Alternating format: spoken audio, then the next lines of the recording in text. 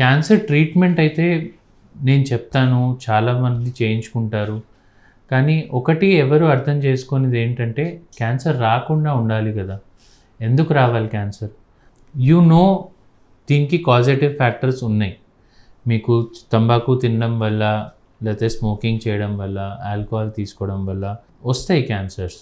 అది రాకుండా చూసుకోవడం ఎవరి బాధ్యత? It's a community and individual responsibility. మీకు క్యాన్సర్ ఇంకెవరు ఇవ్వలేదు, మీరే తెచ్చుకున్నారు ఓరల్ క్యాన్సర్ అనేది. So it is very important that మీరు ఓరల్ హైజీన్ మంచిగా మెయింటైన్ చేయాలి. అడ్వర్స్ హ్యాబిట్స్ అంటే paan, gutka, tobacco in any form, alcohol, smoking ఇవన్నీ అవాయిడ్ చేయాలి. షార్ప్ టీత్ ఏమన్నా ఉంటే దాన్ని తొందరగా మనం మాటికి కొరుక్కోకుండా దాన్ని ట్రీట్మెంట్ చేయించుకోవాలి డెంటిస్ట్ దగ్గరికి వెళ్ళి. అండ్ ఇఫ్ ఎట్ ఆల్ మనకి బ్యాడ్ లక్ వల్ల కానీ దేనివల్ల కానీ వచ్చిందనుకోండి, ఇవన్నీ పాటిస్తున్నా కానీ మనకు వస్తే కనుక మీరు తొందరగా ట్రీట్మెంట్ చేయించుకోవాలి.